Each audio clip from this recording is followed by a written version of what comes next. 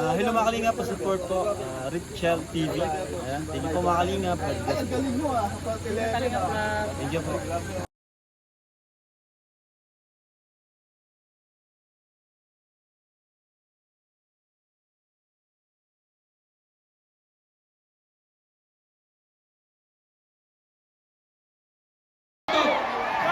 Marami kayong abogado, marami kayong mga magagaling dyan. Yung Office of the Solicitor General na hindi siya pinipinyon sa sinasabi ng Marcos administration. Kasi alam niya, mali yung ginawa nila. Mali yung pag-aresto nila sa ating presidente. Kinidnap nila. Kaya ngayon, kikidnapin din natin yung administration. Paalisin natin, itapon natin sa West Philippine side. Tama ba? Allah! Duterte! Duterte! Duterte! Kailangan ibalik ang ating Pangulong Duterte dito sa Davao City dahil siya po ang magiging mayor natin dito sa Davao City. Kaya ba kayo mabalik siya dito? Alam ninyo, itong mga samba mustos dito sa Davao City. Babalik lang ang eleksyon. Babay po kayo. Nakaranasan niyo po, mga taga Davao. Ngayon, pahaba ang pabigay ng mga ayuda. Dahil eleksyon. Pero kung hindi eleksyon, hindi ninyo makikita na magpapili din na tambalustos dito sa Davao. Tama ba? Mga kapatid ko, sana po pakinggan ninyo ang lahat ng sinabi ng ating President Rodrigo Duterte dahil ngayon nagsiselebrate tayo sa 88th birthday niya. Pero sa amin masakit. Hindi namin sinasabi na happy kami. Kaya nilalagay namin na walang happy birthday. Birthday lang. Patay-patay nila ang signal. Tama ba? Papayag ba kayo na bukas pa nandito po tayo? Papayag ba kayo na hindi tayo aalis dito? Maraming salamat. Assalamualaikum warahmatullahi ta'ala wabarakatuh. One more! Duterte! Duterte! Duterte! Duterte! Duterte! Duterte! Duterte! Ibalik na! Ibalik na! Duterte! Ibalik na! Sabihin na! Davao City! Mayroong hapon ka ninyo.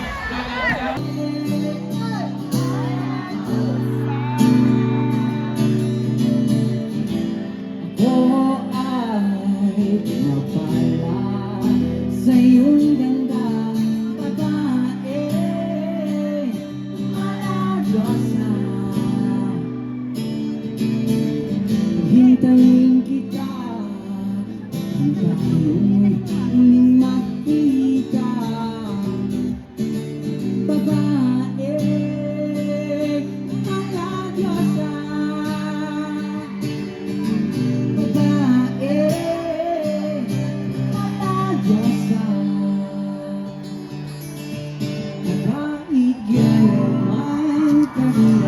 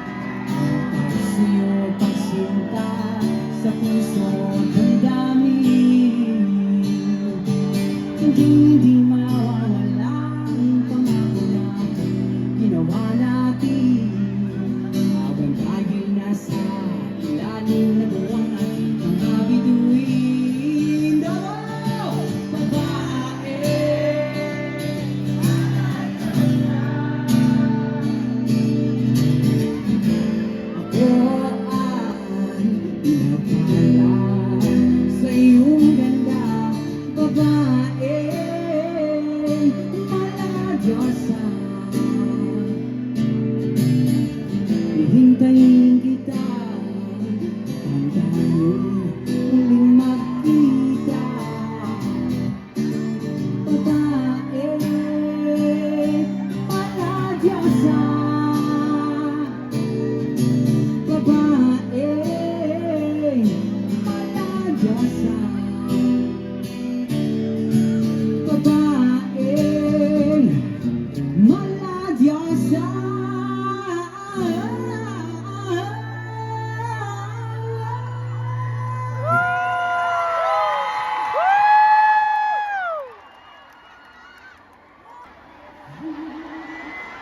Salamat sa pagmamahal. Salamat sa pagmamahal. Babae, maladyosang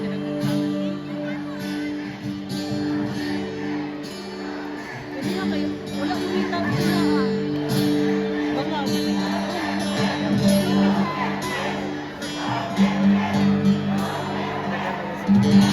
Nakakulian pa man. Kaya ako pa nag-anda. Sino ko ba? Mag-drive ba yan pa sa dito sa coastal?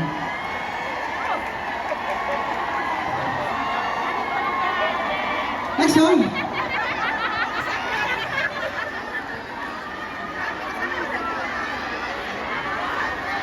Kini siya, may tawag siya sa ginatawag ito, makagagahong na tanong.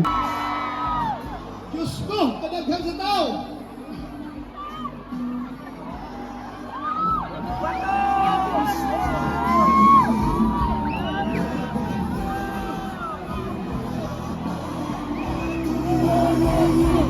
Duterte!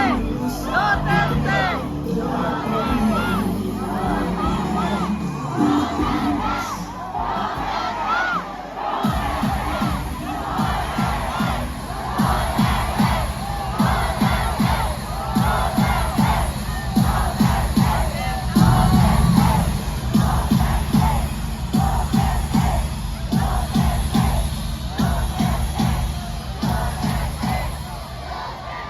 Unta, ang mga tao sa Malacanang o mga tao sa ICC karon, naminaw ka na to.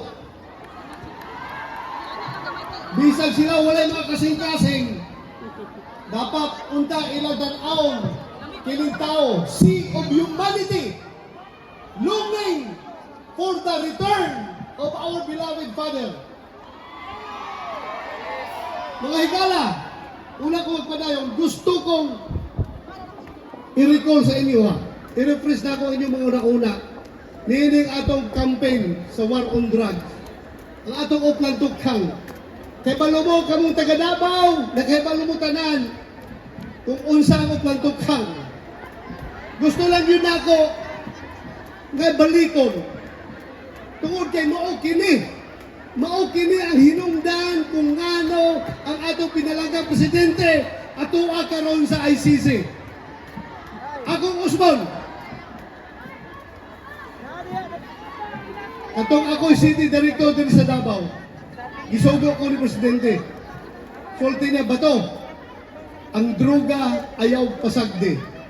Buhata diya ang dapat imong buhaton. So akong gihimo, nag-spray painting ko sa tanan balay sa mga adik o puser. Gidala na ko dito. Gisuroy na ko ang mga lugar. Ang mga kapitan akong kauban, kap, kailangan ka sa mga tao diri. Kasi puser diri, kasi adik. Atong markahan ang ilahang mga balay. Niingon ang krami. Gikusyon ko sa krami. Mali na imong gihimo, dili na maayo. Dapat undangon ninyo na.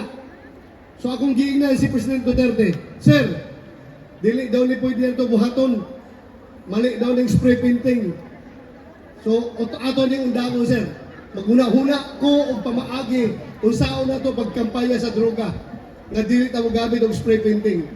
Tungod kay dunay isa ka barangay kapitan akong giuban. Kailan mo ini nga barangay kapitan, di na ako maghito ng pangalan kay namatay na to. Na isa ka barangay kapitan, akong giuban kap. Ingon si Mayor Duterte. Adto ta, ubanan ko nimo sa mga balay sa mga adik o mga puser. Atong markahan og pula ang ilahang balay. Giubanan ko sa barangay kapitan. Adto mi sa isa ka balay. Siya mismo ang nag-spray sa balay.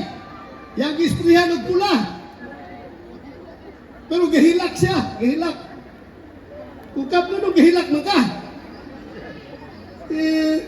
Hilak ko, sir. Kaya ako ning balay. Subot pasabot ni Angkol to Kapitan na siya mismo involved sa droga. Sumotong, giundang na to, naguna-una ko, pagka-presidente ni Pangulong Duterte, gingnaday ko niya. First day, sa iyahang paglingkod, pagkaugma, wala siya lain nga giatinan, nga turnover, bisag unsa nga kabinete, bisag unsa nga membro sa kabinete, wala niya giatuan. Ang una niya giatuan, ang akong turnover sa krami. Naadto sa dito, ng turnover. Pag turnover na mo, ningon siya. Ya, usapan ba to? Naka-adjust na ka sa imong kinabuhi na Chief PNP. Ingon ko, wa lagi sir. Ikaw po sir, naka-adjust na ka sa imong pagka-presidente. Isa, wa po. Usapan to buhaton sir. Mao gihapon.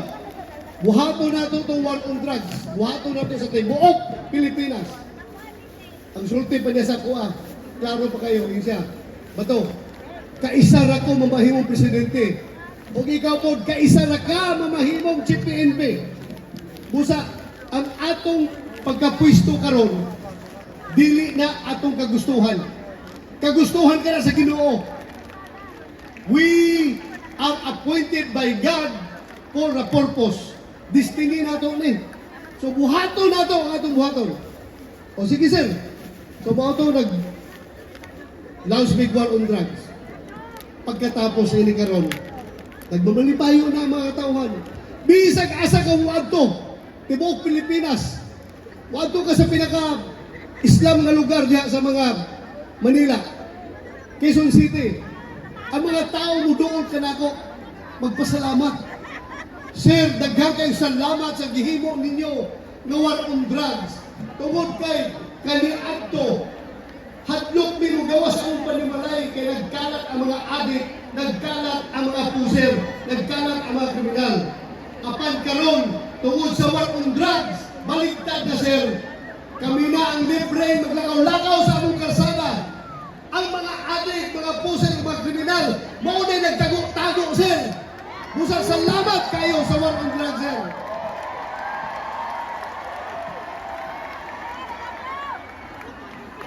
Karon, nahitabo lang nahitabo. Wala ko nagmahay. Wala ko nagmahay sa akong papel sa war on drugs.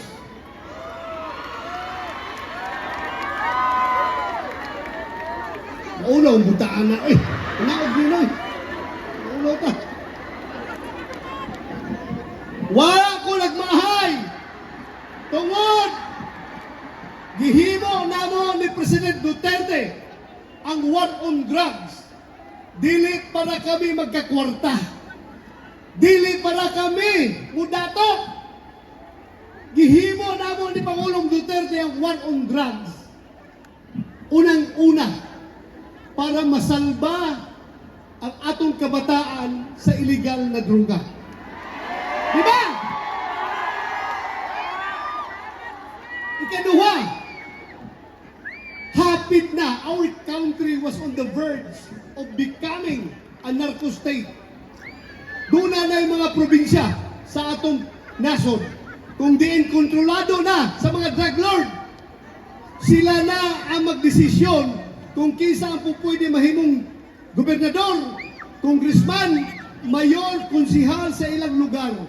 Kontrolado na nila tungkol sa ilang kwarta. Sobrang kwarta sa mga drug lord. Kontrolado na nila politika sa ilang lugar. Busa, ningo si President Duterte, dili ni pwede. Kinahanglan, maundang ni. So mag-launch tag war on drugs. Dili ni pwede pa to. Buhaton tag gini. Karon, unsay nahita mo? Tuwa na siya, gikulong siya dito. Gidala siya, gibiyahe siya dito sa Netherlands. Ang nagbuhat ni ini, klaro kayo. Klaro kayo! Ang mga hinampak na nagbuhat ni ini.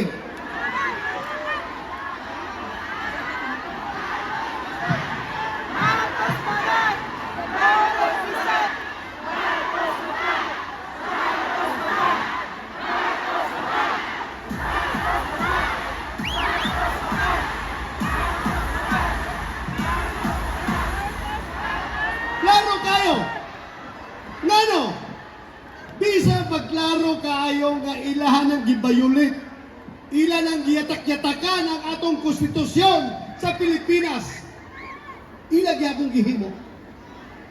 Klaro kaayo nga bisag ilang gibayulit ang Article 59 sa Rome Statute nga mo'y gibasihan sa ICC para magpalabas og warrant of arrest sa atong presidente. Wala nila gisunod. Ngano? Nagdali-dali sila para mabiyahe dayon ng atong Pangulong Duterte dito sa dahig. Bisag wala na nagisunod ang mga proseso. Ngano man yun magdali-dali man? Kaya balo na mo sa tubag. Di ba? Kaya balo na mo sa tubag. Ngano? Busa ako. Karon nagahangyo kaninyo. Kitang tanan mga Dabawinyo. Kitang tanan mga Pilipino. Dili kita mo undang sa pagbanha, pagpakita, pagpasibaw sa atong gibate.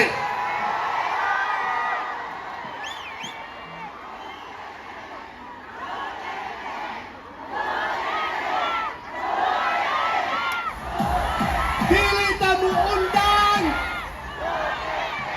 sa pagpasibaw sa atong kasubo o sa atong paghinaot na unta makabalik na diri sa atong naso. Dili ta mo undang. Let the whole world know nga kita tanan diri naglagot o nagsubok tungod sa panghitabo.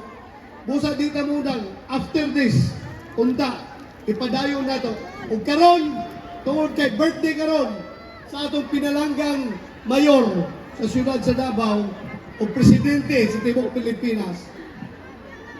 Ako mohangyo kaninyo nga unta atong iampo sa labang makagagahom nga unta ang atong presidente.